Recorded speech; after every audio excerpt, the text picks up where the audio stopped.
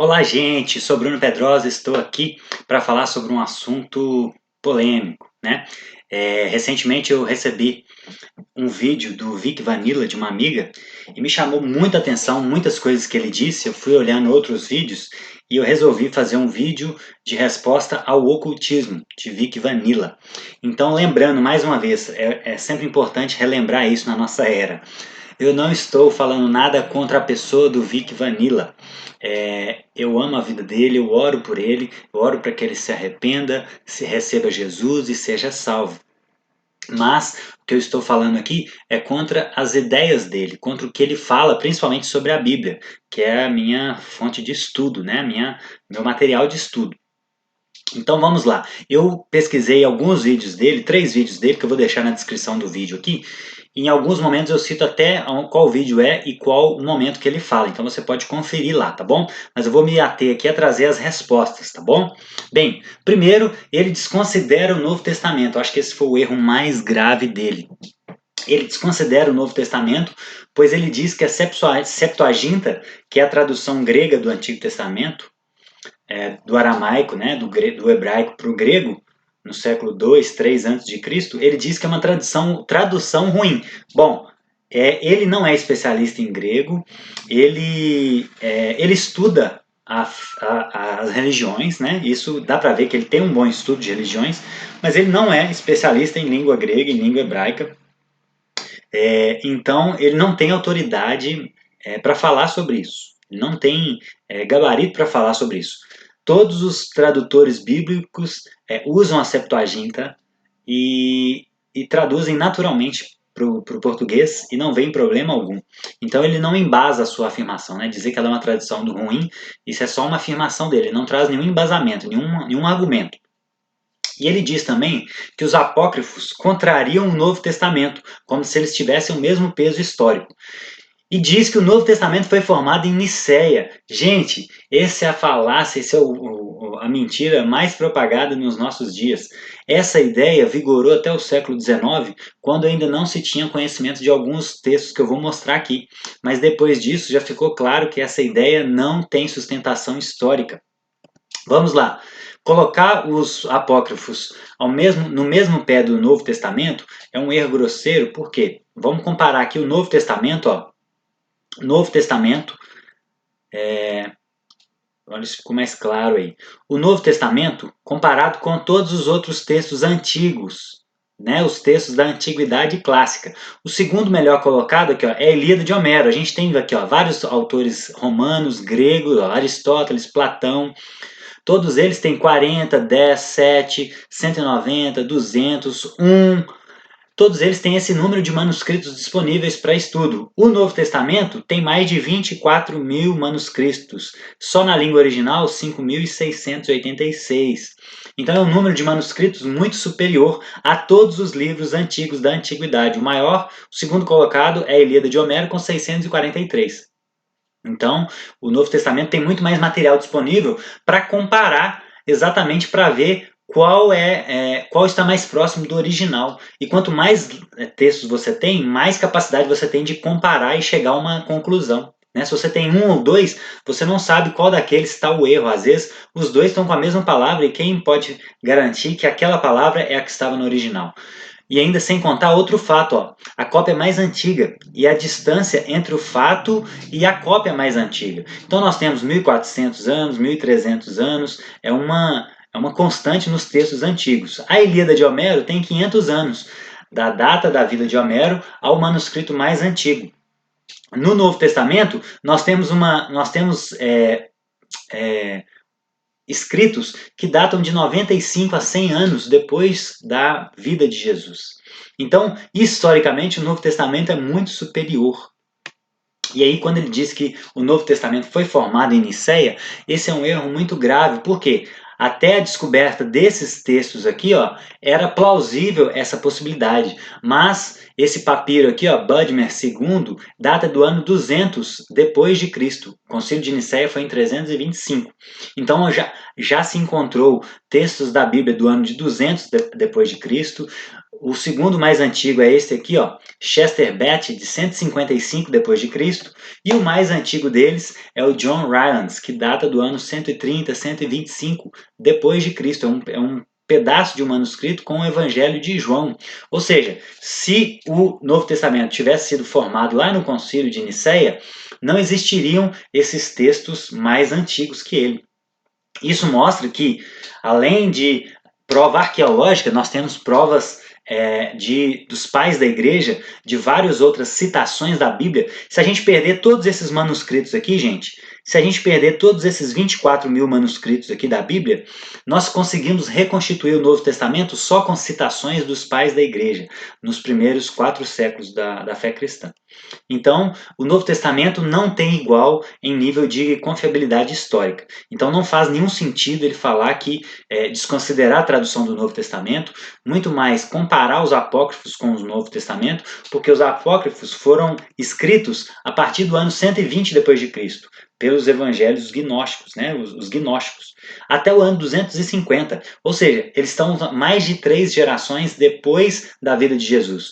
O Novo Testamento foi escrito pelos apóstolos e pessoas que tiveram contato com os apóstolos. Isso historicamente é mais confiável, porque eles estavam mais perto da fonte, né? Então não faz sentido nenhum isso que o Vic Vanilla disse.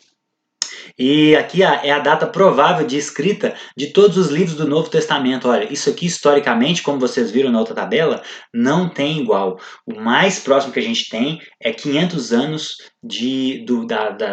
da cópia mais antiga. Mas existem outras provas e outras hipóteses, né, de históricas que nos levam a crer que o Novo Testamento foi escrito nessas datas aqui, ó. Ou seja, todo o Novo Testamento foi terminado no ano 96 depois de Cristo. Ainda muitos aqui, ó, durante essas datas aqui, das testemunhas oculares ainda estavam vivas. Isso historicamente é muito impressionante. Isso, inclusive, pode ser interpretado como um cuidado de Deus, né, em preservar, em fazer com que o Novo Testamento, né, a Escritura, fosse preservado historicamente de forma tão confiável. E aqui, ó, alguns autores que eu trouxe que refutam essa ideia dele. Esse Philip Jenkins, no seu livro Evangelhos Ocultos, ele conclui que a ideia de que diversos evangelhos não canônicos sejam testemunho igualmente válido às antiguidades do cristianismo é profundamente falha. E aí o Josh McDowell, esse autor aqui, ó, aqui estão as referências, ele explica que as evidências apontam que esses outros evangelhos foram compostos entre 120 e 250 depois de Cristo, pelo menos 3 gerações após a vida de Cristo. Por isso, gente, que na formação do cânon, os primeiros cristãos rejeitaram esses livros, obviamente, por um critério histórico e também por um critério doutrinário. Logicamente, a probabilidade dos apóstolos terem a verdade sobre a vida de Jesus, sobre o que Jesus disse, é muito maior do que pessoas que vieram 100, 200 anos depois. Isso é óbvio. Aquela brincadeira do telefone sem fio prova isso, né? A segunda pessoa recebe a informação mais pura do que a última, à medida que vai passando a informação de pessoa para pessoa, né? E o Craig Evans, professor do Novo Testamento, conclui que o histórico acadêmico, com relação ao uso desses evangelhos apócrifos extracanônicos, é francamente embaraçoso. Então não faz sentido isso que o Vic falou. Ele, num outro podcast, no Satã, falando sobre Satã, ele diz que Números e 1 Samuel dizem que lá Satã significa adversário, no original.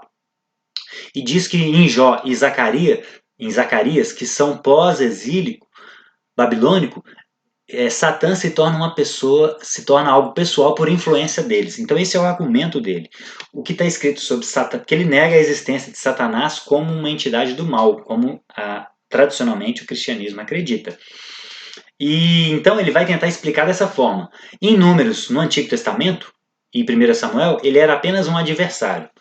E em Jó e em Zacarias, que na cabeça dele são escritos pós-exílicos da Babilônia, no ano 586 depois de Cristo. Ele se torna pessoal por influência dos babilônicos. Porém, qual é o erro do raciocínio dele? Isso é chamado de falácia genética. Tentar explicar ou tentar falar afirmar que algo é falso tentando explicar como essa crença foi originada, isso filosoficamente é chamado de falácia genética. Por quê? Porque o fato de eu descobrir como a pessoa chegou a essa informação não diz respeito à veracidade ou falsidade da informação. Não existe conexão entre as duas coisas.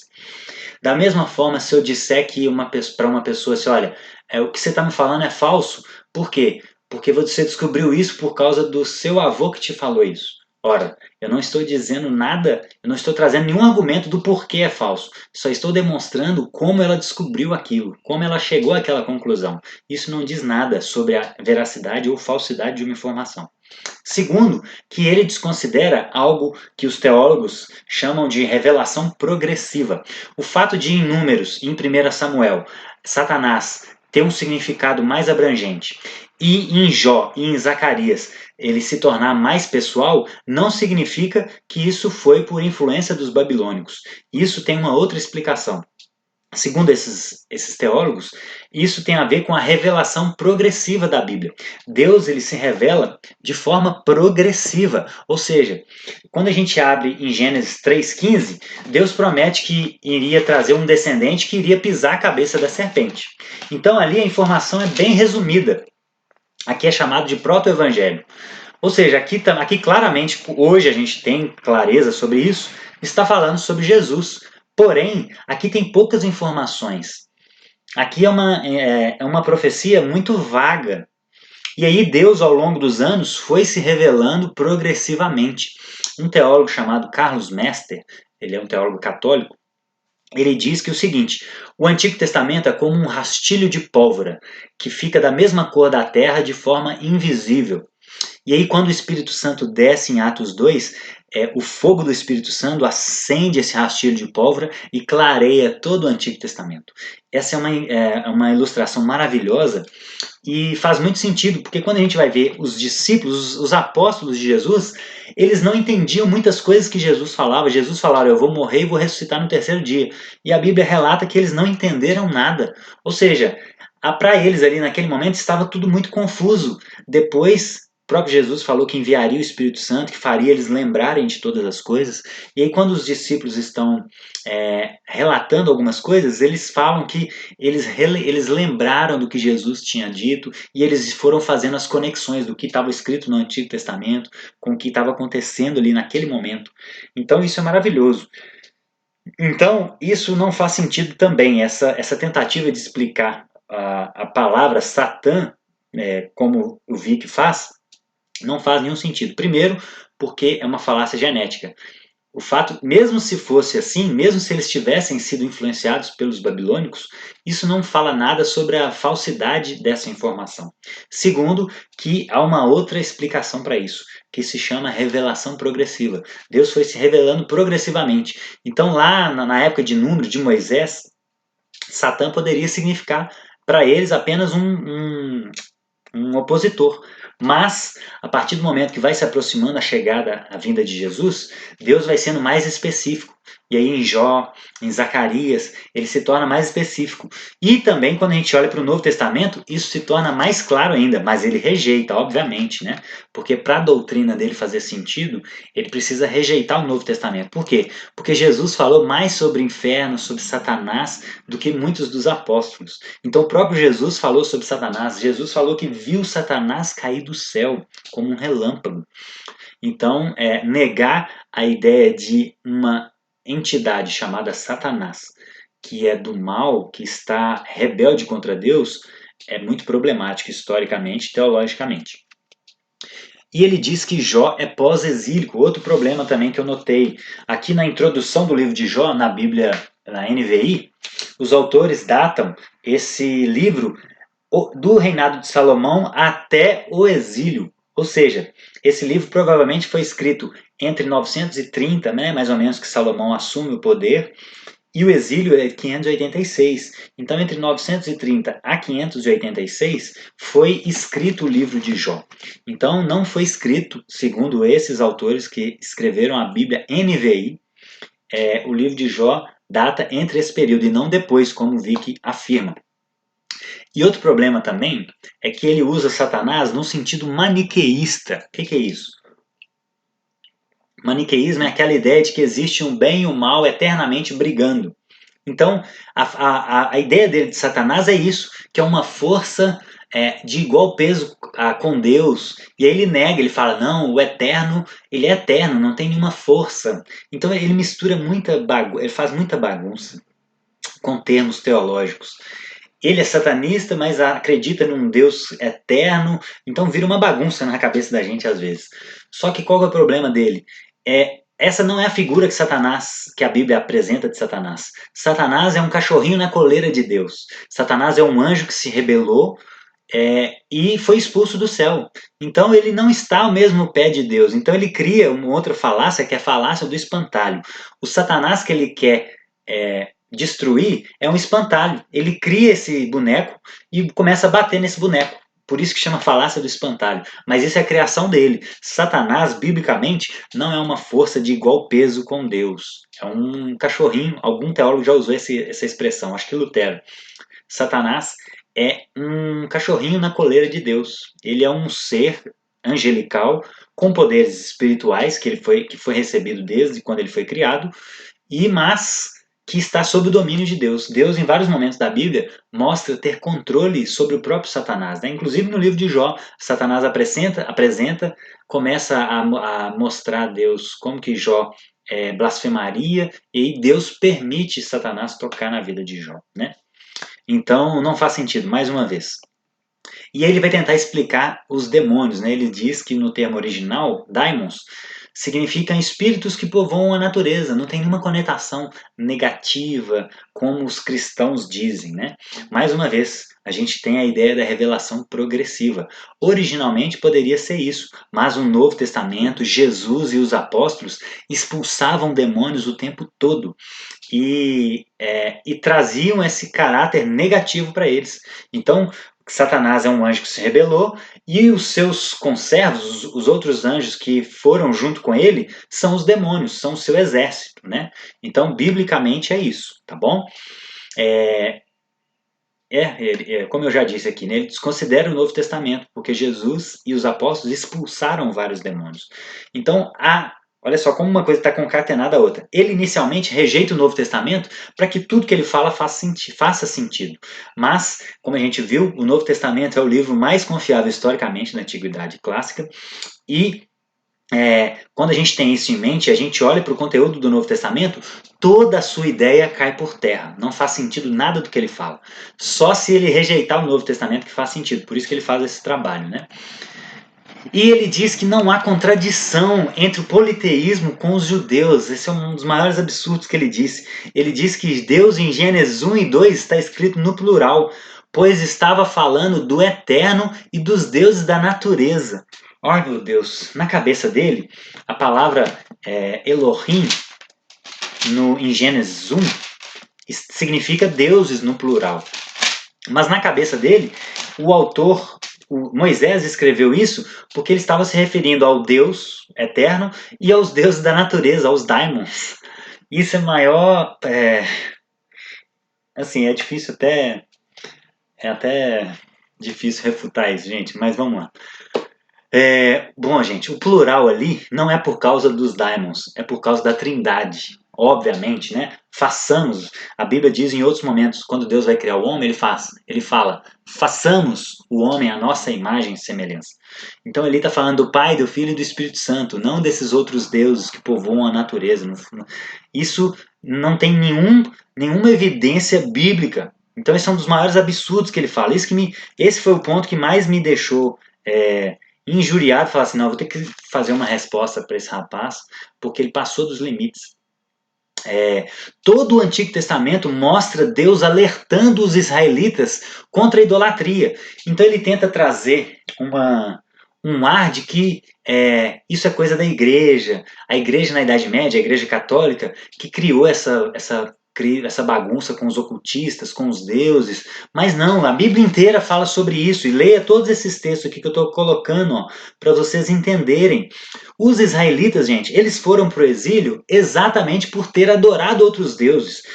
Então ele tenta trazer como se os israelitas convivessem bem com Deus e os outros deuses. Por quê? Porque existe isso mesmo na Bíblia. Os israelitas foram idólatras. A questão é, ele confunde, eu vou falar isso aqui no próximo slide, ele confunde o que a Bíblia relata sobre a fé dos judeus e o que Deus revela sobre si. Esse é o ponto. Então, o fato de haverem pessoas israelitas adorando outros deuses não significa que eles existem, significa que eles estão indo contra o que Deus revelou de si mesmo. E Êxodo 20, Deus fala: não adore outros deuses além de mim. Né? Esses são os 10 mandamentos. O erro dele é tão grave, é tão elementar. Deus diz: eu sou o Senhor teu Deus que te tirou do Egito, da terra da escravidão. Deus se identifica. Não terá outros deuses além de mim. Verso 3 do Êxodo 20. Não fará para ti nenhum ídolo, nenhuma imagem de qualquer coisa no céu, na terra, nas águas e debaixo da terra. Não se prostrará diante deles, nem prestará cultos, porque eu sou o Senhor teu Deus.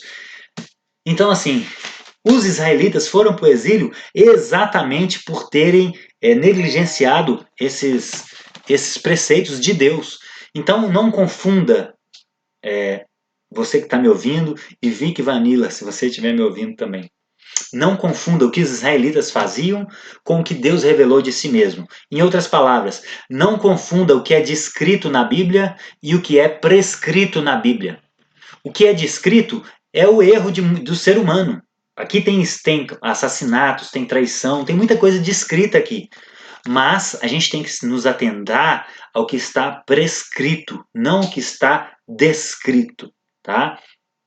Ele diz que foram feitas escavações e foram encontradas escavações do primeiro templo, encontrando vários deuses, mostrando que isso era parte da cultura. Eles adoravam Adonai, mas reconheciam outros deuses. É exatamente nesse ponto que eu estou tocando. Não tem problema ter encontrado escavações do primeiro templo e ter deuses pagãos lá. Por quê? Porque os israelitas eram pagãos de verdade. Deus, desde quando ele tirou eles do Egito até o exílio, Deus foi alertando eles através dos profetas desse erro. Erro. Isso foi um erro dos israelitas. Então não confunda o que os israelitas fizeram com o que Deus revelou de si, tá? E aí o Novo Testamento explica que esses outros possíveis deuses são, na verdade, demônios que querem confundir a humanidade. Né? Então, esses deuses, eles existem em qual sentido? São entidades demoníacas que querem confundir a humanidade. Então, não são divindades, não são entidades que estão a serviço da humanidade, como o ocultismo, como muitas crenças acreditam, mas são demônios que querem confundir a humanidade e afastar a humanidade de Deus. Tá? Ele diz que os crentes têm que parar com essa rivalidade. Os orixás da Umbanda são apenas arquétipos dessas forças da natureza que não são contrários ao eterno. Mais uma vez, essa é a tentativa da nova era, gente. E o que é nova era? É essa nova religião que, acredito eu, será a religião do fim dos tempos, tá? E que ele está envolvido nessa ideia. Eles querem trazer uma pseudo-paz entre as religiões. Esse será o argumento do anticristo para unir todo mundo debaixo do seu governo. Então se atentem com a seriedade de tudo isso que eu estou falando aqui, de tudo isso que ele tenta trazer aqui. Isso é uma tentativa da nova era de trazer uma pseudo-paz entre as religiões. Não, gente, está tudo certo. Os orixás são apenas arquétipos, são apenas modelos. Todo mundo está querendo dizer a mesma coisa, só que com nomes diferentes em cada cultura. Isso é uma falácia que existe, gente, do pluralismo religioso. Isso é um problema e se atente. Esse vai ser o argumento do anticristo, tá? E por último, ele diz que o inferno não existe. Era a palavra Gena no original ali, no grego, era o lixão nas partes baixas de Jerusalém, no vale do Inom. O inferno está dentro de nós, diz ele. Nossa missão é encontrar o equilíbrio e se tornar um Deus. Olha isso. Mais uma vez, como diz Isaías, ai daqueles que chamam o mal de bem e o bem de mal. Então, a maior estratégia de Satanás para te enganar, dos demônios, para te enganar, é fazer você acreditar que eles não existem e atuar na sua vida de forma deliberada. Então, não caia nessa, pelo amor de Deus, não caia nessa, tá bom? Então, muito cuidado com o ocultismo dos nossos dias, com o esoterismo, com todas essas religiões, essas ideias, esses misticismos que tentam é, trazer falácias que são meias verdades, sofismas. Muito cuidado. Essa vai ser a tentativa do anticristo. E eu não estou falando aqui mais uma vez. O fato deles quererem trazer essa pseudo-paz não significa que a gente tem que fazer guerra. Não é nada disso. Nós temos que lutar a favor da verdade, em amor, não contra as pessoas. Então nós temos que ser pacifistas dentro do possível, né? Dentro de uma ideia de defesa. Né? Nós podemos defender as nossas ideias de forma pacífica. E temos a possibilidade de defender a nossa vida, a nossa família também, mas não de atacar. Né? Essa é a ideia bíblica. Então, não significa fazer paz, agredir essas pessoas, chamá-las, falar que elas vão para o inferno. Não tem a ver com falar que elas são filhas de Satanás. Não, não é isso. A gente tem que abençoar as pessoas com as nossas palavras. Então, se você está ouvindo esse vídeo e você é de alguma dessas religiões, de ocultismo, de umbanda, de misticismos, Deus te ama. O que eu estou falando aqui é o que eu acredito ser a verdade e não há maior demonstração de amor do que dizer ao outro o que eu penso ser a verdade. Por mais que isso talvez seja ofensivo, e eu também fiquei, entre aspas, ofendido com o que ele disse. Mas é o que ele acredita, então eu não posso julgá-lo como uma pessoa ruim por isso, como intolerante. Mas é o que ele acredita, então ele está tentando me passar o que ele acredita ser a verdade. E o que eu estou fazendo aqui é a mesma coisa, mostrando que tudo que ele falou é falso, é uma tentativa de Satanás e dos seus demônios para te enganar. Então, muito cuidado. Que Deus te abençoe, que o Espírito Santo abra os seus olhos e você consiga enxergar a verdade da Escritura. Porque céus e terras passarão, mas a palavra do Senhor não passará. Tá bom? Que Deus te abençoe. Fique com Deus.